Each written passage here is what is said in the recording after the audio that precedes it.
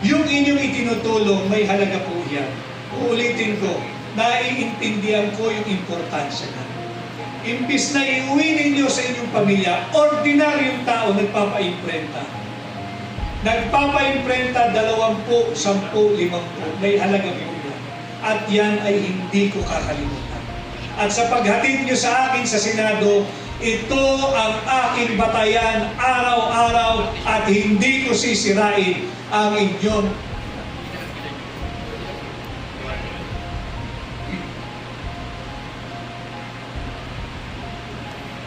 hindi ko sisirain ang inyong mga tiwala.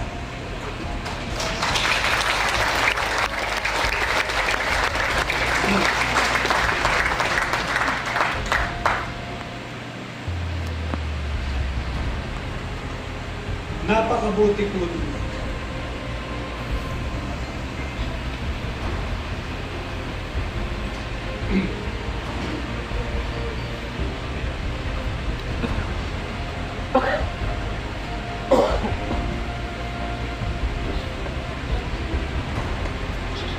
Katulad doon ng aking sinabi, itong aking kinakatayuan ngayong gabi, hindi ko akin ito. Kung tinanggap ni Pangulong Duterte, siya ang naririto. Kung nagtinanggap ni Mayor Baste Duterte, siya ang ating kandidato para sa Senado. Subalit, ganun po talaga ang tadhana, ganun po talaga ang buhay. Ako'y naririto. Hindi ko sasayangin ang inyong tiwala.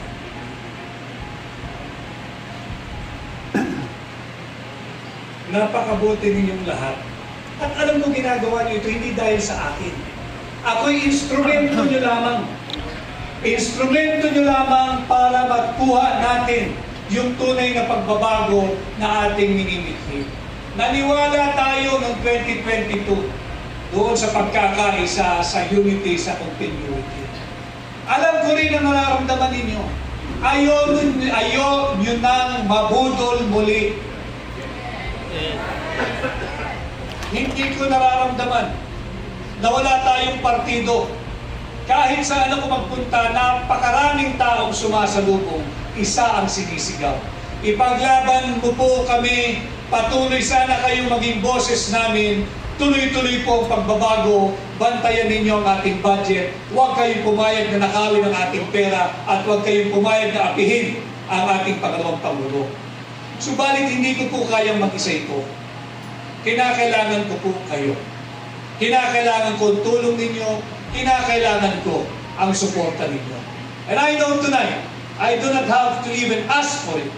You've given me your support even before this night came about. Nararamdaman ko yung inyong tulong, yung inyong tiwala, yung inyong suporta. At ito rin po ang aking inspirasyon. Sinabi ko ho sa aking core group, salamat kay Manong Johnny Vasco, tinanggap na maging campaign manager. Salamat sa aking mga kasama. Alam mo nila, kahit si Yusek Pen Libres, nakakaramdam din po ako ng pagod katulad ninyo. Subalit sinabi ko sa kanila, wala akong karapatang magsalitang pagod ako, hindi ako lalabas, hindi tayo iikot. Sapagkat nakikita ko sa lahat ng panig ng Pilipinas, napakaraming volunteers na kumikilos para sa ating kapwa. At hindi ko po kayo bibiguin.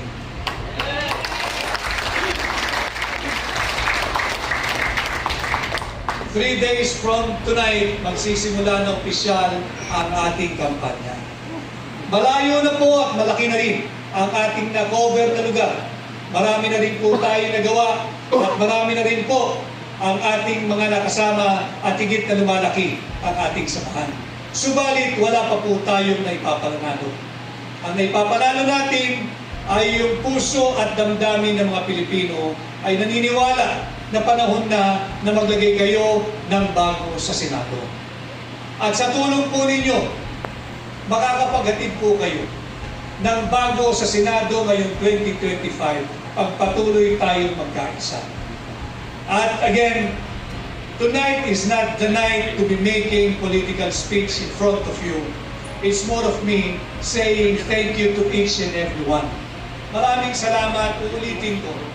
Hindi ko naramdaman kahit isang araw nakulang ako sa campaign paraphernalia. Hindi ko naramdaman yan. Wala akong pang-advertisement. Subalit, isang araw, may isang grupo na nagsabi, sagot na namin ang 2 billboard dyan sa C5. At sila ay nakinig ko rin ngayong gabi ang aking mga kaibigan abogado na nariyan sa likod. Maraming salamat sa inyo. Hindi ko maramdaman na kulang ako sa tarpaulin. Bagamat hindi sakto, hindi sapat, pero hindi po tayo salat. At yan ay dahil sa inyong lahat. Maraming salamat. Papakahalagahan ko po yung inyong paniniwala, kumpiyansa at tiwala. Tatandaan ko po lahat ng inyong itinutulong. Yung iba nahihiya ang kaya lang i-donate 20 pirasong tarpaulin. Huwag po kayong mahihiya. Ako ang dapat mahihiya. Yung inyong itinutulong, may halaga po yan. Uulitin ko, naiintindihan ko yung importansya na. Imbis na iuwi ninyo sa inyong pamilya, ordinaryong tao nagpapa-imprenta. Nagpapa-imprenta 20, 10, 50. May halaga po yan. At yan ay hindi ko kakalimutan. At sa paghatid nyo sa akin sa Senado, ito ang aking batayan araw-araw at hindi ko sisirain ang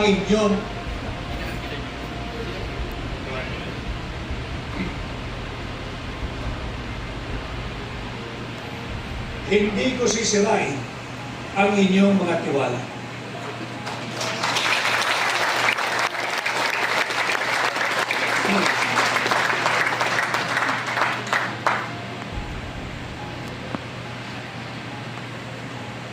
Napakabuti po ninyo.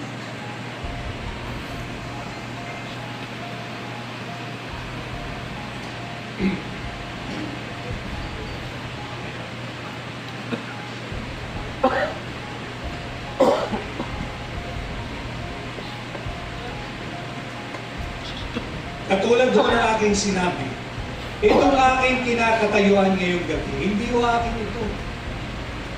Kung tinanggap ni Pangulong Duterte, siya ang naririto. Kung nagtinanggap ni Mayor Baste Duterte, siya ang ating kandidato para sa Senado. Subalit, ganun po talaga ang tadhana, ganun po talaga ang buhay. Ako'y naririto. Hindi ko sasayangin ang inyong tiwala.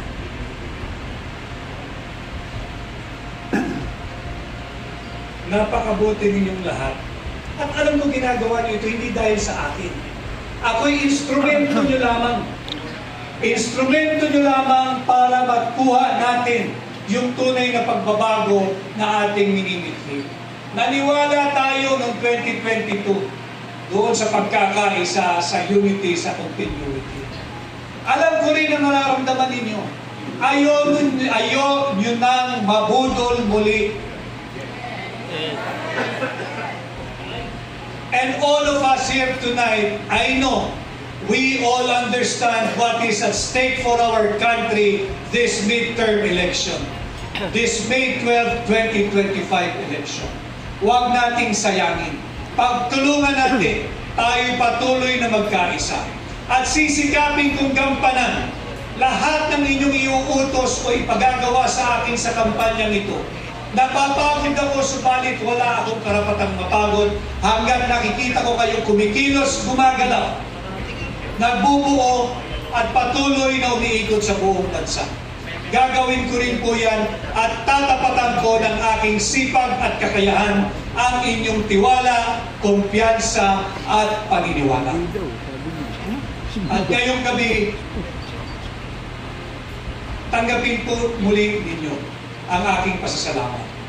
Yung iba, ngayon ko lang din nakilala, subalit nagpunta ngayong gabi, handa ang pagbibigay ng kanilang suporta.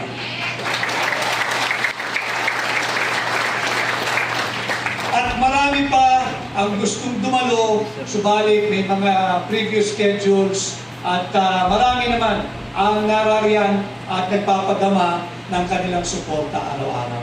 So muli ho, Alam kong hindi pa ito ang panahon na tayo nagbibigay ng mga political speeches. I'd just like to take this evening, take this opportunity again to thank each and every one of you.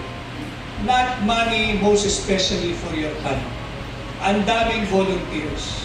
Ang daming volunteers. And it's been a while na nakakita ako ng People's Campaign.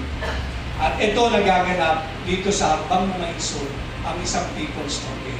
Sa ating mga miyembro ng new media, yung ating mga social media bloggers, maraming salamat sa inyo.